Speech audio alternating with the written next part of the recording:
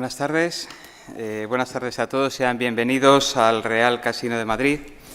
En esta presentación de libro nos reunimos en esta ocasión para presentar la obra La Segunda República y el Ejército, escrita por don Eladio Baldovín Ruiz.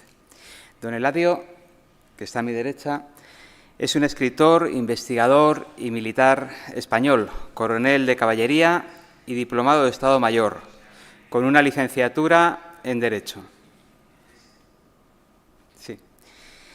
Durante su carrera colaboró con el Instituto de Historia Militar y fue vocal de Cultura del Centro Cultural de los Ejércitos de Madrid.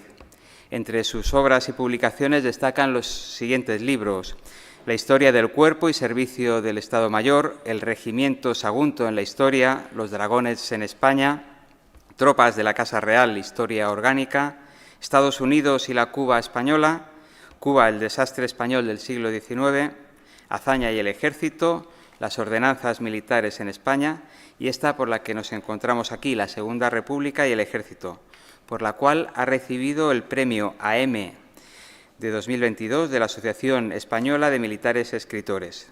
Además con el autor, contamos con la presencia de su hija, doña Dolores Baldovín Mallafré, que es economista y que hablará en nombre de su padre, porque don Eladio, desgraciadamente, pues tiene problemas en el habla y bueno, pues puede comunicarnos o comunicarse mediante la escritura, mediante la palabra escrita, pero tiene dificultades para poder hablar en un auditorio como este. Pero cuenta con la ayuda inestimable de su hija. También contamos con la presencia de don Juan Manuel Martín Valdueza, que es ingeniero de sistemas, escritor y editor, y de don Salvador Fontela Ballesta, que es general de brigada de infantería y presidente de la Asociación Española de Militares Escritores. Muchas gracias por su presencia y, sin más trámites, doy la palabra a don Salvador Fontela Ballesta para que introduzca la sesión. Muchas gracias. Buenas tardes a todos. A mí, en esta presentación de este libro, me corresponde presentar a la Asociación Española de Militares, la Asociación de Escritores Militares Españoles, que es la que ha patrocinado precisamente el premio y la publicación de esta obra.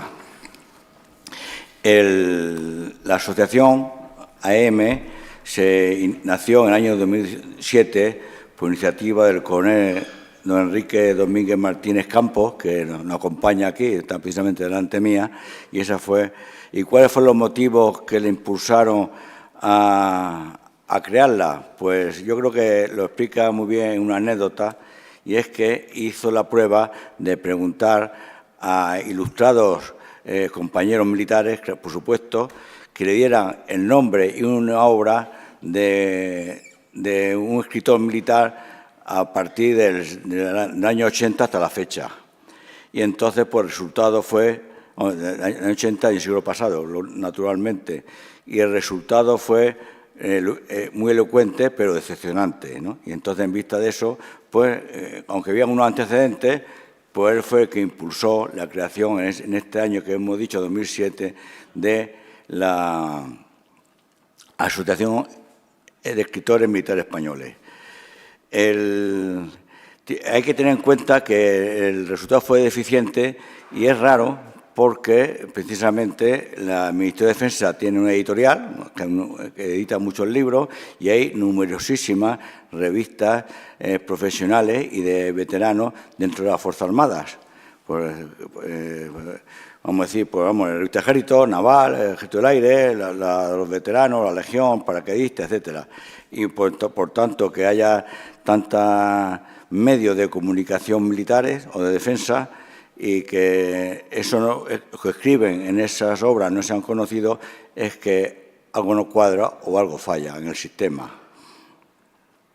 Es elocuente que esos medios de comunicación del Ministerio de Defensa, y pues casi todos están supeditados y subvencionados por el Ministerio de Defensa, pues que no llegan a su difusión a los militares profesionales.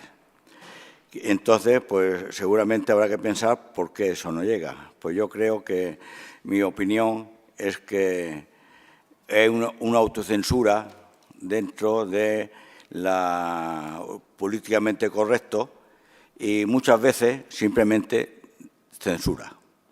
Y yo creo que todo lo que estamos en estos menesteres, de una forma u otra lo hemos sufrido, tanto sea en libros como artículos, como en conferencias.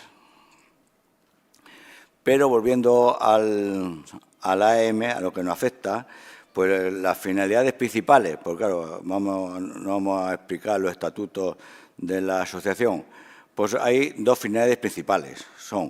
Una es fomentar y difundir las actividades literarias y científicas de los militares españoles y la segunda, lógicamente, a contribuir a la difusión y de la cultura y el espíritu militar. Lógicamente, los medios empleados para ello son conferencias, presentación de libros, como en este caso, y después todas las obras que tengamos conocimiento, porque también los autores que escriben algo y que sobre todo si están asociados, pues nos tienen que comunicar lo que han publicado, si no es difícil llegar a ellos. Y entonces pues difundirlos por todos los medios posibles, digitales o en papel, o de todos los medios posibles, para que estén al alcance de todo el público que esté interesado en temas de defensa y militares. Y, lógicamente, y lo que nos afecta, lo más importante, es que se instituyó el premio de la AM para obras obras publicadas por socios. Y en eso estamos, precisamente el premio que ahora correspondió al año 2022, y es el libro del coronel Baldovín, que un magnífico libro, por supuesto, de historia, que es La Segunda República y el Ejército, que está editado precisamente por la Editorial Crítica. Por tanto, aprovecho para felicitar tanto a la obra como al autor y, sobre todo, también al editor, que ha permitido que esta obra vea la luz en forma de papel impreso. Y ya, por último, manifestar que la asociación tiene la voluntad de potenciar de forma considerable estos tipos de premios, que yo creo que es la mejor forma de colaborar a la cultura militar y, sobre todo, es la mejor forma que tiene la asociación de cumplir sus objetivos. Y nada, muchas gracias.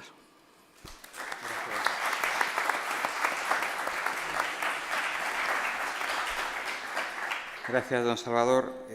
Ahora paso el turno de palabra a doña María Dolores Baldovín. Por favor. En primer lugar, y hablo en nombre de mi padre, quiero dar las gracias al Casino de Madrid, a la Asociación Española de Escritores Militares, Ediciones La Crítica y a todos ustedes por su asistencia a esta presentación del libro La Segunda República y el Ejército.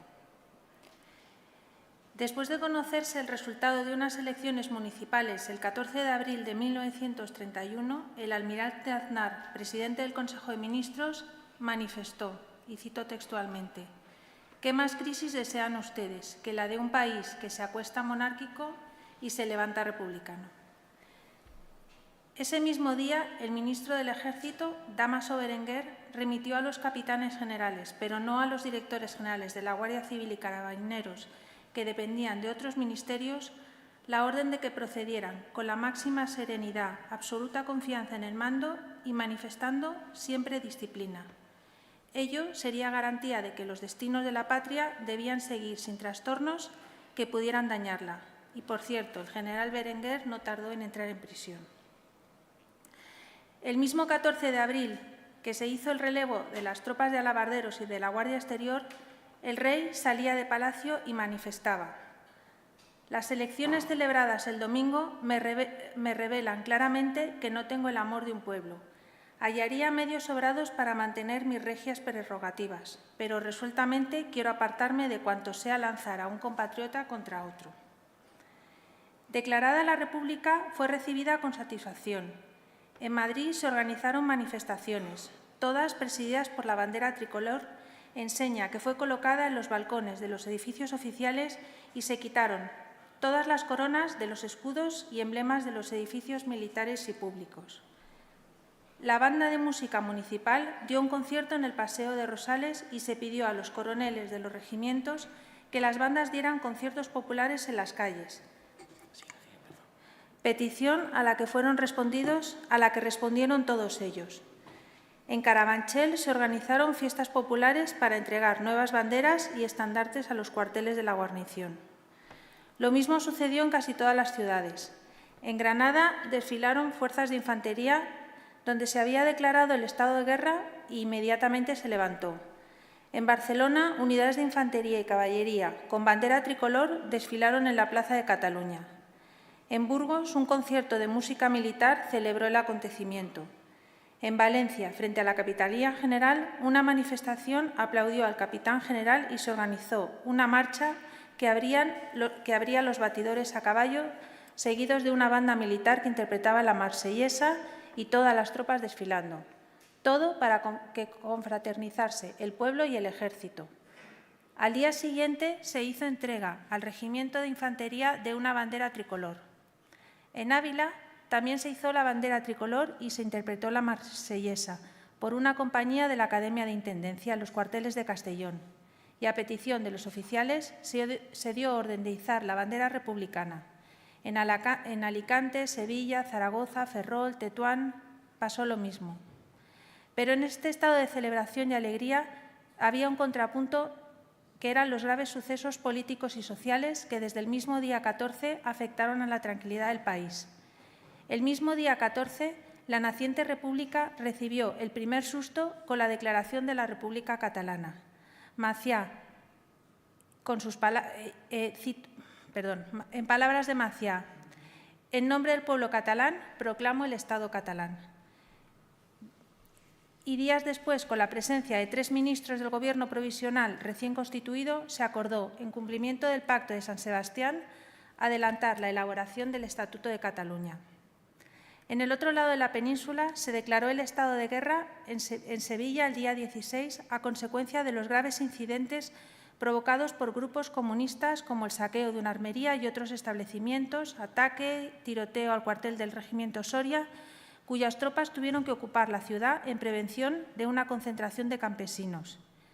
En Bilbao también salieron las tropas por la actitud de los nacionalistas que intentaron proclamar la República Vasca y fue atacada un cuartel de la Guardia Civil. En Málaga, asalto y destrucción de la Unión Mercantil. En Huelva, incendio de automóviles y asalto al casino. Y en Madrid, incendios de mobiliarios y archivos. En Barcelona también hubo un intento de incendio del Palacio de Justicia y para qué seguir. En toda España se produjeron actos de fanatismo e incultura como la destrucción de estatuas, monumentos, escudos, cruces y otros símbolos. Pero el grave incidente de carácter político fue la destitución del Gobierno de cerca de 2.000 ayuntamientos en los que no había candidaturas republicanas. No quedó ayuntamiento alguno donde no se cambió el callejero. No obstante, el nombrado ministro de Gobernación aseguraba que en las provincias reinaba completa tranquilidad, aunque se había declarado como medida de precaución el estado de guerra, pero el asunto carecía de importancia. En este contexto y situación se presenta el libro La Segunda República y el Ejército, en 11 capítulos correspondiendo a 10 ministros del Ejército, pues uno repitió. Desde el primero, Azaña, el que más tiempo permaneció en el cargo, desde abril del 31 a septiembre del 33, a Rocha García y Masquelet Lacazi, quienes por muy poco rebasaron el mes. El más conocido de todos los ministros fue Azaña, que desempeñó el ministerio siendo presidente también del Consejo de Ministros. Era doctor en Derecho, fundador y presidente de Acción Republicana, y fue nombrado para el cargo el mismo 14 de abril. Y no tenía buena opinión del Ejército, pues ya anteriormente había manifestado, y cito textualmente, «El Estado español está infestado de militarismo. Esto no quiere decir que España sea una potencia militar. La realidad es que se arruina y esclaviza en obsequio de un ejército que no sirve para nada. Los institutos militares han sido el mayor obstáculo para el progreso de España y los verdugos de su libertad. Abolir el sistema militar es una cuestión de vida o muerte». Y cierro comillas. Su labor en el Ministerio, el conjunto de sus reformas militares, puede que sea uno de los hechos que más calurosos elogios y más ardiente defensa recibieron y, por el contrario, también haya sido mayormente descalificado. Para el ministro, el ministro definió así a los militares, y cito textualmente: «Los militares tienen el difícil deber de vestir el uniforme, como es natural, con honor. Sois, en efecto, una clase privilegiada en el sentido de que tenéis más deberes que los demás ciudadanos y unos pocos menos derechos en el orden de la ciudadanía. Deberes más grandes que no tienen los paisanos y unos pocos derechos menos en la vida pública porque voluntariamente renunciasteis, y tenéis el deber de la obediencia silenciosa». Las reformas militares fueron una obra personal suya, y lo fundamental de ellas lo hizo por decreto antes de reunirse las Cortes en un gobierno provisional con plenos poderes. Posteriormente, las Cortes manifestó, y cito textualmente, que cuando se plantea la política militar, los militares tienen muy poco que decir en la cuestión. El resultado de sus reformas así lo expresó. Cito otra vez textualmente: «Ha sido necesario reducir las unidades de una manera cruel y radical a menos de la mitad. Había 21.000 oficiales y han quedado 8.000, 16 divisiones y han quedado 8, 8 o 10 capitanes generales y no queda ninguno, 16 tenientes generales y tampoco queda ninguno, 50 y tantos generales de división y quedan 21, 100 y pico generales de brigada y quedan 40 y tantos. Todo con la aceptación serena de los militares». Desgraciadamente, en la práctica, las reformas de hazaña terminaron, como muchas otras anteriores, recortando y rebajando el número de unidades, hombres y presupuestos, volviendo a las soluciones que ya habían fracasado anteriormente.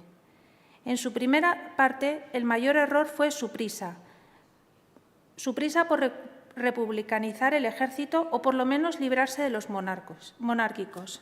Facilitaba la salida del servicio de forma voluntaria y, transcurrido el plazo dado para ello y visto el resultado, el ministro propuso normas para la amortización forzosa sin opción a beneficio del personal, que todavía resultaba sobrante en las plantillas definitivas.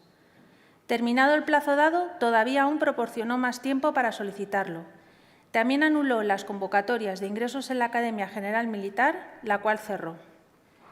Se procedió también a la revisión de los ascensos por méritos de guerra y elección. Respecto a las unidades, en enero de 1931, estas estaban organizadas en 16 divisiones, en junio del mismo año a 8, pero continuaron con la misma organización, doctrina de empleo y reglamento de los años 20, con el armamento y material prácticamente el mismo. La violencia social de este periodo de la República y la gravedad de los hechos obligaron a la intervención de las unidades del Ejército junto a las fuerzas de orden público. El segundo ministro de la República fue Rocha García, nombrado en septiembre de 1933 y cesado en octubre del mismo año. Era abogado y pertenecía al Partido Republicano Radical. Entre sus primeras manifestaciones estaba el recordar al Ejército que entre sus deberes fundamentales estaba el apoyar a los gobiernos legalmente constituidos. Para satisfacer a la Generalidad catalana, entre sus primeros actos, entregó a esta el castillo de Montjuïc y llegó al ridículo cuando, por motivo de la festividad del Sagrado Corazón, mandó prohibir que en las casas militares se colgaran tapices.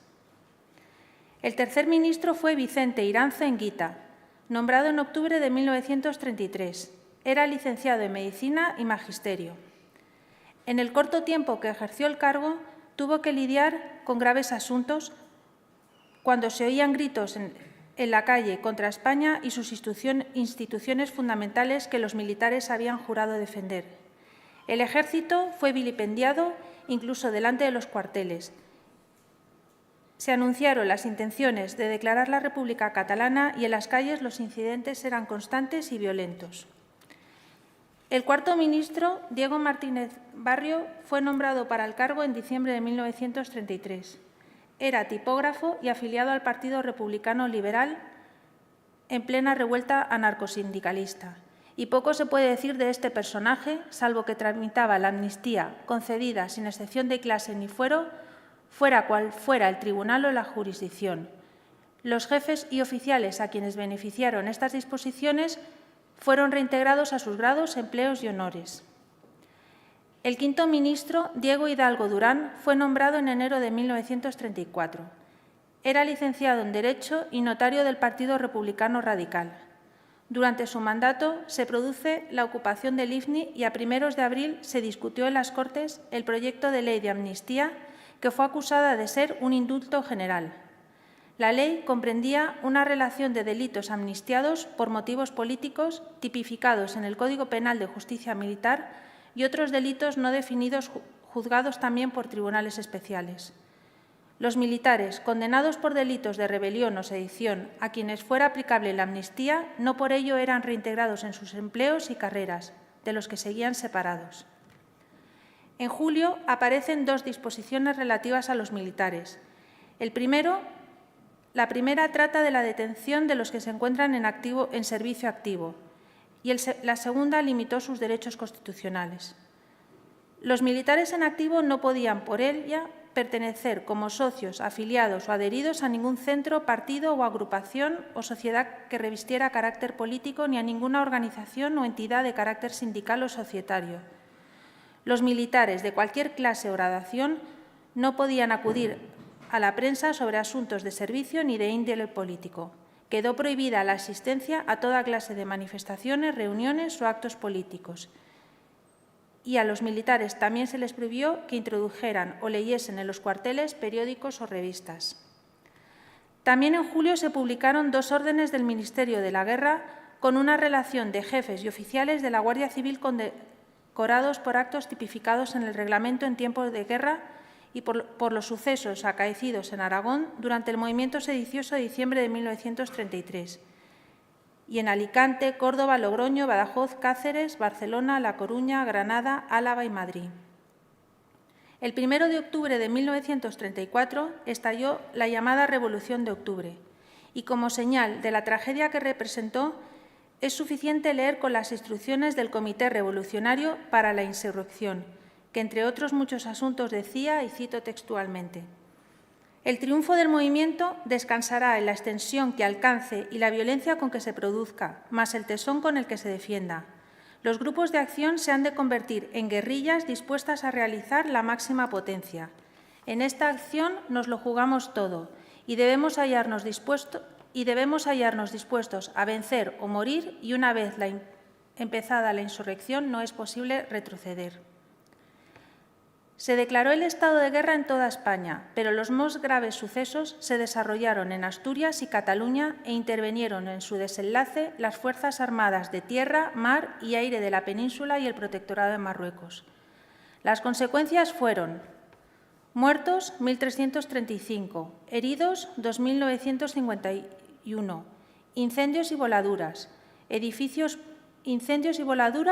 en edificios públicos 63, en iglesias 58, en fábricas 2, en puentes 58, carreteras 31, ferrocarriles 66, en edificios particulares 730 y numerosas armas recogidas, pistolas, fusiles, ametralladoras, incluso cañones, municiones y explosivos, el robo del Banco España y saqueos. Los dos restauradores de la tranquilidad ciudadana en Cataluña y Asturias, los generales Batet y López Ochoa, fueron propuestos para el ascenso excepcional a teniente general, grado que, como entonces no existía, encontró oposición en las Cortes y se les concedió la laureada. Ambos generales tuvieron un mal final. Batet, que estaba al mando de la 6ª División Orgánica en Burgos, después de negarse en julio del 36 a sublevarse, fue juzgado y condenado a muerte en Consejo de Guerra y fusilado. El general López Ochoa fue detenido en Madrid a consecuencia del proceso instruido con motivo de la represión de los sucesos de Asturias y supuestos fusilamientos en el cuartel de Pelayo, y al iniciarse la Guerra Civil se encontraba en el Hospital Militar de Carabanchel. Una turba asaltó el hospital, se llevó al general, lo asesinó y le cortó la cabeza paseándola por las calles. A consecuencia de la declaración del estado de guerra, correspondía a la jurisdicción militar juzgar a los procesados por los numerosos estragos causados por la revolución en todo el territorio nacional, cargando sobre generales, jefes y oficiales la responsabilidad de juzgar en consejos de guerra a los innumerables procesados en toda la geografía española. Todos los periódicos publicaron, durante lo que restaba de año y parte del siguiente, los consejos de guerra del día siguiente. Según comentaban los oficiales de la época, estos juicios causaron más desgaste a la oficialidad que las mismas operaciones. 3 políticos fueron encausados con motivo de los sucesos de octubre: Azaña, Casares Quiroga y Largo Caballero. El 6º ministro de la Guerra durante la República fue Alejandro Lerroux, nombrado el 17 de noviembre de 1934. Era licenciado en Derecho, director de varios periódicos y fundador del Partido Republicano Radical. Por primera vez, durante su ministerio, hubo en España un proyecto de crear un Ministerio de Defensa. Al iniciarse el año 1935, una ley daba forma legal a la situación del Estatuto catalán, que había sido suspendido después de los sucesos del año anterior. El ministro de la Gobernación reorganizó las fuerzas de la Guardia Civil destinadas en Cataluña, ya que en noviembre de 1934 se había devuelto a la Generalidad los servicios de seguridad. También el Consejo de Ministros dispuso que se considerasen hechos de guerra a todos los efectos los ocurridos en el territorio nacional durante octubre pasado y, en consecuencia, podían otorgarse la recompensa y condecoraciones por méritos y servicios de paz y de guerra. También anunció el deseo de volver a la normalidad en aquellos territorios pacificados y el Consejo de Ministros procedió a indultar a condenados por los hechos de octubre. El general Masquelet Lacaci fue el primer militar profesional nombrado como séptimo ministro de la Guerra, por poco tiempo, pero 2 veces, del 3 de abril al 6 de mayo de 1935 y del 19 de febrero al 13 de mayo de 1936. El 12 de abril se restituyen a la Generalidad de Cataluña los servicios de los que disfrutaba anteriormente y se adopta la decisión de premiar a las familias de los que murieron en el cumplimiento del deber, heridos e individuos de las fuerzas activas con un total de más de 16 millones, fruto de una suscripción pública. En mayo de 1935 se inicia la vista en el Tribunal Supremo del proceso seguido contra los generales y coroneles, vocales y auditor del Consejo de Guerra, que había condenado a muerte a los capitanes Galán y García Hernández por la sublevación de Jaca en 1930. El Tribunal Supremo dictó sentencia absolutoria.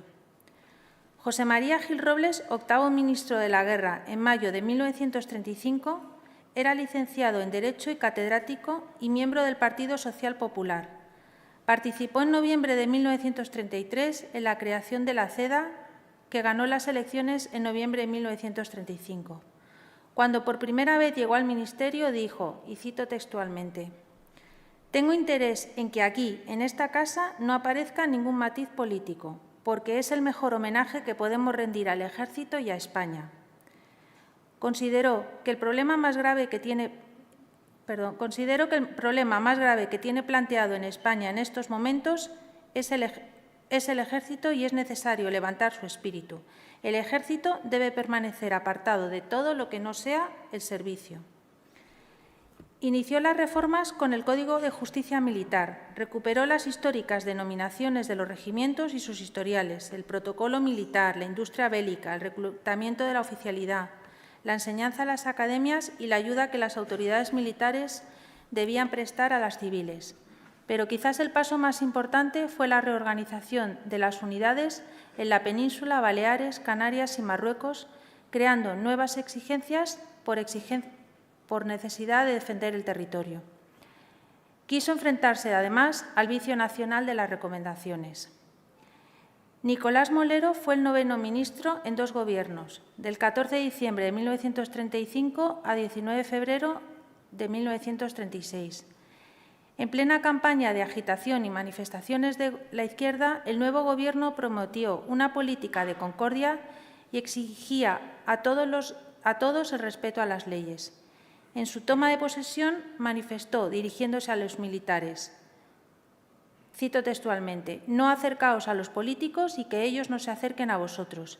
Sería muy lamentable que algún miembro del Ejército despreciara con frases o actos al régimen. Los militares no pueden ostentar más calificativo político que el de republicano. Cierro comillas. En referencia al Consejo de Ministros celebrado el 11 de enero, el jefe de Gobierno indicó que el asunto que más había ocupado durante el despacho durante el Consejo fue el despacho del ministro de la Guerra, pues se decidió un radical cambio de mandos. Carlos Masquelet Lacazi fue el 10º ministro del 19 de febrero a 13 de mayo de 1936. Fue nombrado ministro por segunda vez y el Gobierno, el mismo día tras el triunfo del Frente Popular, presentó un proyecto de decreto de amnistía que fue mal recibido en los cuarteles porque reingresaba en el servicio a los militares implicados en los sucesos de Barcelona. El día 23 fueron destinados los generales Franco y Godet a Canarias y Baleares y el general López Ochoa fue detenido.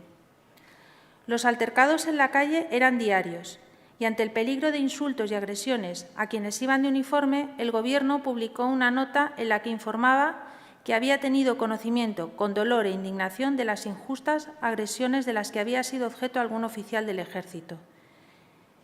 El Gobierno tiene la certeza, cito textualmente, de que la serenidad de sus soldados de todas las categorías sabrá hacerles menospreciar cualquier hecho que solo busque provocar. Cierro comillas. Y además el ministro se honraba de hacer público que toda la oficialidad y clases del Ejército se mantenían dentro de los límites de la más estricta disciplina. Y el mismo día se publicó un decreto prorrogando el estado de alarma. En los 3 meses en los que el general Masquelet estuvo al frente del Ministerio, se modificaron algunas disposiciones precedentes relativas al servicio de Estado Mayor, aeronáutica, provisión de destinos, ingreso en las academias militares, servicio en filas, oficialidad de complemento y destinos. Existía una cierta confrontación en los cuarteles con asociaciones más o menos clandestinas como la Unión Militar Española de Derechas y Unión Republicana, Unión de Militares Antifascistas de izquierda y extrema izquierda, pero se publicó una nota desde el Ministerio negando esos rumores. En el 5º aniversario de la República hubo incidentes en los desfiles que terminaron con manifestaciones con gritos de «Viva Rusia» y «Abajo el Ejército». En Madrid fue asesinado un alférez de la Guardia Civil y durante su entierro volvieron a producirse graves incidentes con 3 muertos y 29 heridos. Asuntos que el Gobierno trató de contrarrestar relevando a los mandos de algunos cuerpos y unidades del Ejército y de la Guardia Civil. El 1 de mayo se volvieron a producir graves incidentes, incluso en algún cuartel, y el día 8 fue asesinado un capitán amigo de Largo Caballero, un instructor de milicias. En el nuevo Gobierno, Santiago Casares Quiroga fue el último ministro de la Guerra de la República antes de iniciarse la Guerra Civil. Fue nombrado el 13 de mayo. Era líder del galleguismo y había sido ministro de Marina. En su historial figura que había sido enviado a Jaca en 1930 para evitar que el capitán Galán se sublevara, llegó sin tomar contacto con él, se fue a dormir al hotel y la sublevación se inició con su trágico desenlace. Desde la llegada al poder del Frente Popular y preparando la revolución, se aceleraron los ataques contra diversas instituciones que no le eran adictas. No había términos medios, todo lo demás eran fascistas. Se sucedieron los actos y la violencia imperaba. En este ambiente se incrementaron además los ataques a las instituciones militares. Entre ellos se produjeron graves incidentes en Alcalá de Henares, donde se intentó linchar a un oficial al grito de «mueran los oficiales fascistas» y otros fueron apedreados. La Casa del Pueblo reclamó la salida de la guarnición, al tiempo que el general prohibió a los oficiales salir a la calle de uniforme. El día 17, el Gobierno ordenó el traslado de los 2 regimientos de la guarnición, Palencia y Salamanca, en un plazo de 4 horas. La oficialidad se negó y solicitaron que se concediese el plazo necesario para poder poner a salvo a sus familias. La respuesta es que fueron arrestados y trasladados en camiones a la prisión de Guadalajara. El 10 de junio en las Cortes se trató, entre otros asuntos, el orden público y Gil Robles presentó una larga relación de destrucción, asaltos, muertos, heridos, atracos, bombas que se producían diariamente. pero el Gobierno continuaba y trataba de ampliar la amnistía. La puntilla fue el asesinato de Calvo Sotelo y así se llega al 18 de julio, que no es asunto de este libro.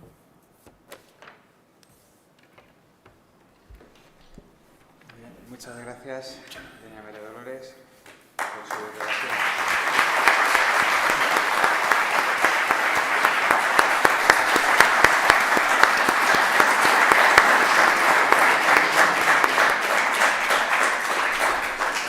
Nos ha dejado helados a todos. A continuación, doy la palabra a don Juan Manuel Martín Valdueza. Por favor, don Juan Manuel. Sí. Bueno, después de esta exposición magnífica por boca de Dolores Baldovín, mi enhorabuena absoluta. Yo añadiré muy poco. Realmente transmitirles a ustedes que el libro, además de un repaso de la historia militar de la República, muy detallado y con mucha información, es a la vez un libro de historia muy interesante.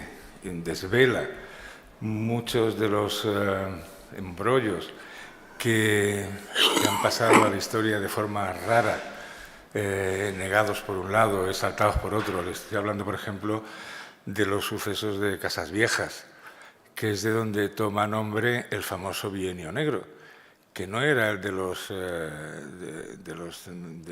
de derechas, digamos, de los 2 últimos años, sino que fue el primero, el de los 2 primeros años de la República. Lo que pasa es que con este cambio cultural, pues ahora hablamos del Bienio Negro y nos estamos refiriendo a los años 34 o 35, cosa que no es cierta. Pero bueno, lo que originó esto fueron los sucesos de Casas Viejas, que fue un suceso muy luctuoso, que ha quedado ahí medio negado por los protagonistas, medio aceptado por los que no lo son, pero lo que hace Eladio Baldovín en este libro es traspasar al papel los detalles de los sumarios, de las declaraciones, etcétera, para poner luz en un asunto tan trascendente como este. Realmente uno que se considera informado en estas cosas, cuando leí el libro de Eladio en este aspecto, me quedé, además de sorprendido, muy satisfecho, porque creo tener por fin una idea de lo que pasó entonces. Bueno, pues como este hecho, hay otra serie de acontecimientos que quedan perfectamente claros. Y un apunte más sobre, digamos, el poder de previsión que tiene Eladio al hacer sus libros. Cuando hace ya, pues calculo que 14 años o 15, publicamos su libro sobre el desastre español del siglo XIX, o sea, Cuba como el desastre español del siglo XIX, lo sorprendente era que al leerlo parecía estar uno leyendo la prensa del día en aquellas fechas, es decir, hace 14 años. Los artículos de la prensa nacional, de la prensa regional, de finales de siglo, del último tercio del siglo XIX, eran un calco de lo que estábamos leyendo cada día hace 14 años en relación con la posible independencia de una de las partes españolas, en este caso Cuba, con lo que ha significado en los últimos 20 años pues el clima, la posición intelectual de los medios, etcétera, en relación con Cataluña. Es increíble, es como mirarse en un espejo hace, pues eso, no sé, 2 siglos, no sé, a finales del siglo XIX. Bien, esa visión que tiene Eladio Baldovín al reflejar los hechos históricos, ocurre lo mismo con este libro. Porque, por ejemplo, el tema de la amnistía, que está ahora tan candente.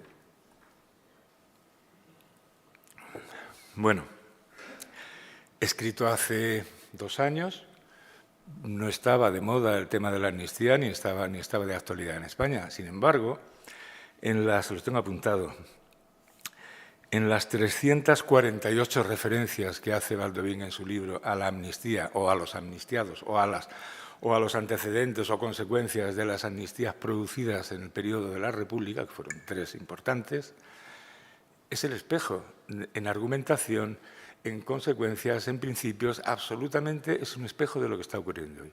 Bueno, lo quería resaltar porque es una aportación más que nos puede aclarar ciertos aspectos y, sobre todo, poder ver, quizá, esto ya es una hipótesis mía, quizá ver cómo puede ser el futuro.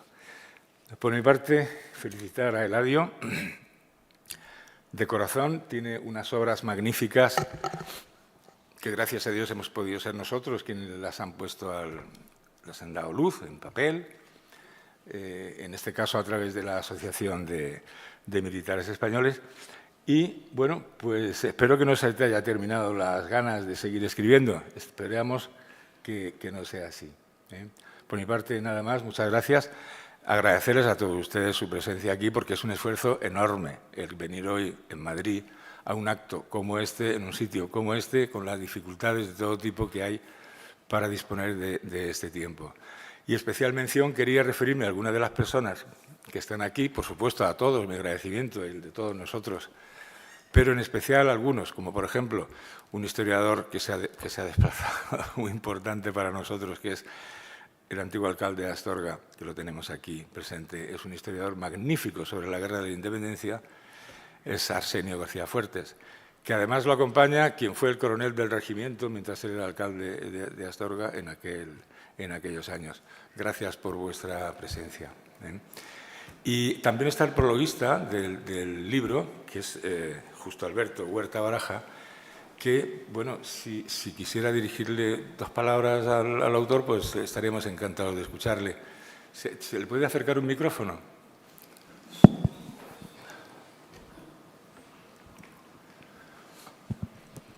Es un prólogo magnífico. Bueno, en primer lugar, dar las gracias al casino por habernos acogido en este acto, pero yo sobre todo no le quedo nada más que dar las gracias al coronel, mi coronel, darte las gracias porque para mí fue un honor hacerte el prólogo. Además, un prólogo fácil, porque he de decir que la lectura del libro pues te va llevando, te va guiando, te va enganchando, que lo creo que es importante. Hablar de la Segunda República y el Ejército pues es hablar de una época triste. Triste porque indudablemente había una serie de hechos que muy bien los describes, que indudablemente hay que tenerlo en cuenta. No solamente del primer motivo, que fue la propia reforma de Azaña, la reforma de Azaña que todo el mundo habla, pero que no nos engañemos, son 35 normas, que todo el mundo cree que eso es... No, son 35 normas, pero 35 normas que desgarraron al Ejército y en eso creo que es muy importante lo que describes completamente. Describes luego después con una perfecta y de forma final el problema de la propia Constitución republicana.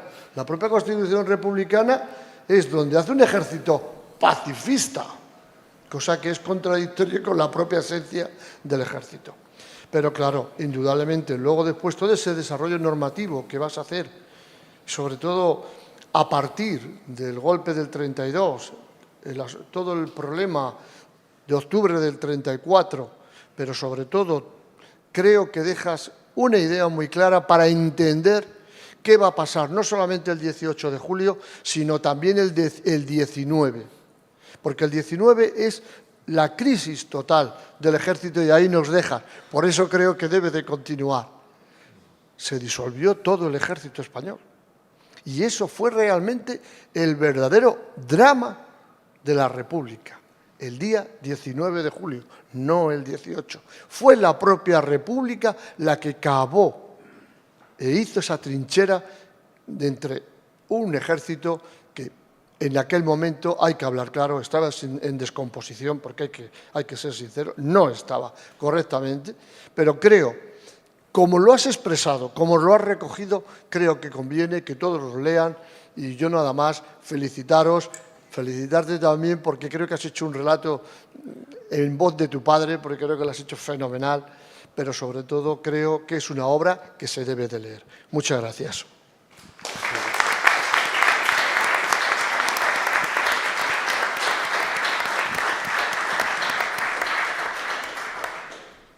Pues agradezco mucho la intervención. Va a intervenir don Eladio. Nada más que dar las gracias a todos ustedes por su asistencia. Y la verdad que si me lo tomo en serio, todo lo que han dicho de mí, voy a salir más orgulloso que nadie. Por lo tanto, les repito, muchas gracias a todos ustedes.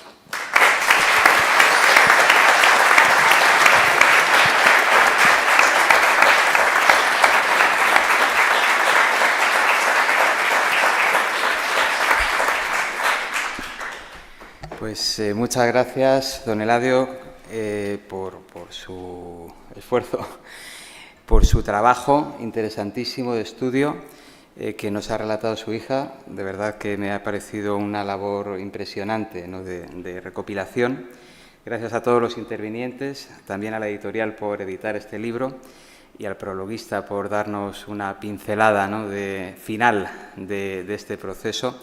Gracias a todos ustedes por haber venido aquí, por haber pasado este rato con nuestro autor y conociendo su obra. Saben que a la salida se puede adquirir el libro y bueno, pues me despido hasta la próxima presentación, hasta el próximo acto. Muchísimas gracias.